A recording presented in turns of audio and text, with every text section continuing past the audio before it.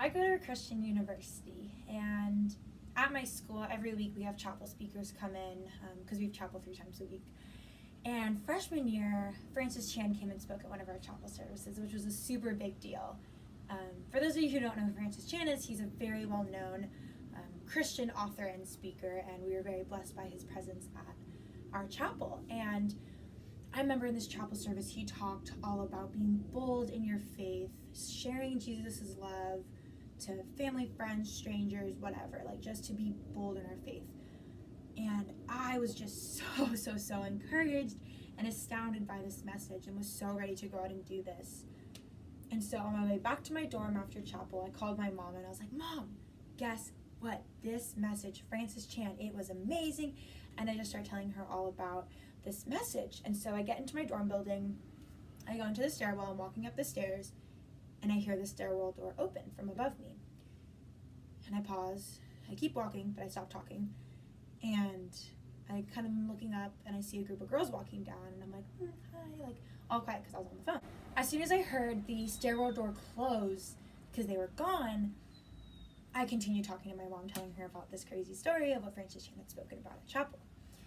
And I got up to my floor, turned left to go down the hall, walking down the hall still, chatting up with my mom, super like animated and super excited about it.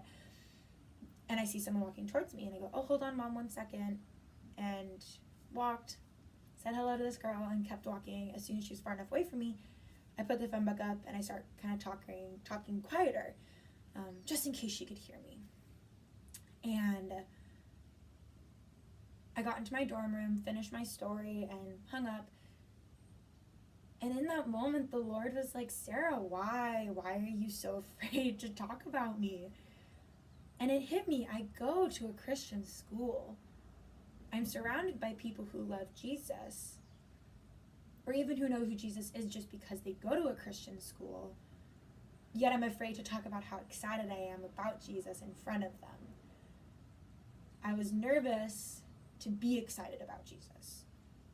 And the Lord was just working on my heart in that moment in those next few weeks of why are you so afraid to be bold? Because if you're not bold with people who already know Jesus or know who Jesus is, then you're not going to be bold with people. You're not going to be excited about Jesus to strangers.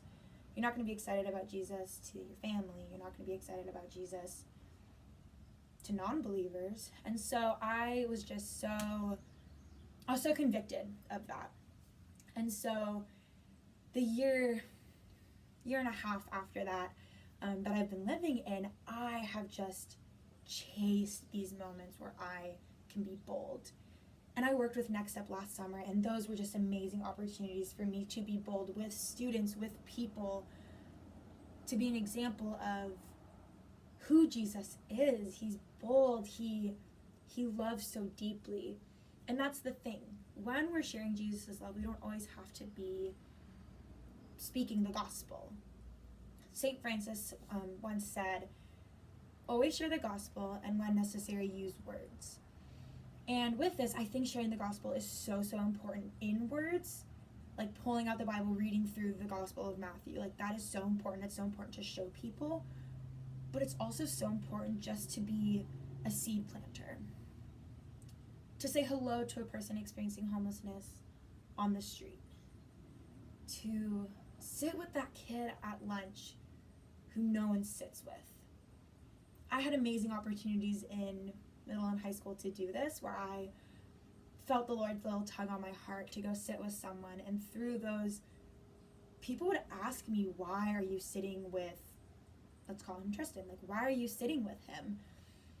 And I was like, because I love Jesus. And just those little glimpses of who Jesus is to people who either do or don't believe, those are pretty astounding, and it doesn't make sense to people. Why would you sit with them? They're weird. That's just a little glimpse. It's a little action to show, to plant a seed of, why is she different? When people come to your youth group on Sundays or Wednesdays or whenever you have it, when people are welcoming them, they're smiling, they're excited you're there. It's a little picture of heaven. It's a little picture of Jesus, of his warm, welcoming embrace. And when new people come in, they might be wondering, why are they different? And you can tell them it's because I love Jesus, and I think that that's what Jesus did for me, and I want to do that for others. And so it's just such a cool way through action that we can love on other people. And Jesus is going to use that. He's going to use our actions. He's going to use our words to plant seeds in people, to bring light into their lives, so that with all these little pieces of light coming in, all these little seeds being planted, it's going to grow and grow and grow until all they see is the light of Jesus, until all they are is this like bursting plant. And then Jesus is going to come in and he's going to bring them to him. And so if we're able to be those little seeds just to plant in people's hearts, that's what the Lord is calling us to do.